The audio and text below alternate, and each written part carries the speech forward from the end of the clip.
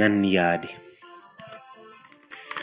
Buusee baaseen bu'ee ba'een bakka maraa waliin ga'een nan yaade nan yaadda'e nan gadade nan dhilbaa'e takkaas nan qophaa'e ardiirran faca'e yaadaan balali'ee yaanan godaane seexaa koo cimsadheen hirriba koo dhaane qubeelee sossobeen jechoota funaane gaalee gurra buuseen himatti wal'aane achiin sana booda qophiin koo mo'atee dhilbaa'ummaan kiyya galma isaa hanqatee walaloo barreessuuf keessi koo miixate.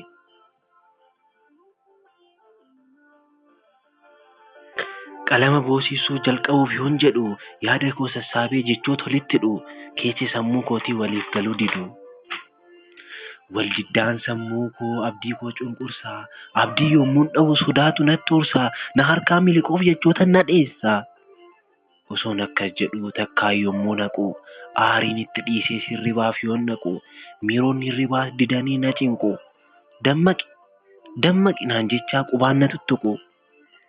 Ka'een immoo dhaqaa walaloo tarreessuu sararuun jalqabaa wadaroo fakkeessuu kubees nan wareeraa osumaan barreessuu ka'ee akka hin rafne garaan koo nan ciibsu. Jidduudhaan yoon rafeessa abjuu nan barreessaa waa'ee walaloo koos yaadaa nan odeessaa duquqqaa'eetu man arga imimmaansaa. Kunoo barreeffadhe bo'oon qajeelfadhe keeyyata guuttadhe jedhee yoon abdadhe mana naan rukutu yedaloon fudhatu dhamana lanfatu simboo hin uffatu raajeenniin qopheessu walaloon bukeessu ulfan katabu baadhee halkan guutuu ciniinsifadhee dhaladhu dubbadhu mormiin sammuu na guulee ilmoon dhalu wallaalee yaada qofaan na dhaale. Duqummaan jechootaa keessa kootii kaata nan qusadha nan watwaata hammaarradheen na hanqata isuma immoo nan tuffadha deddeebi'ee tan filadha. Kana dhiiseen achi hidhadha bakka hundaan qoqqobadha afuurfadheen ka'ee kaadha.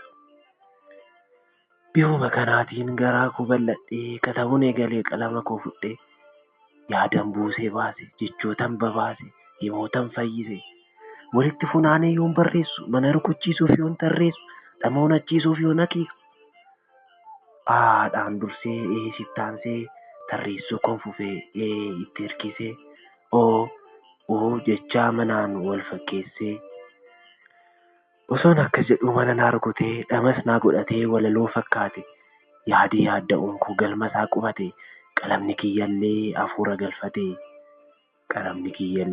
hafuura galfate Hagayya 10, 2011 akka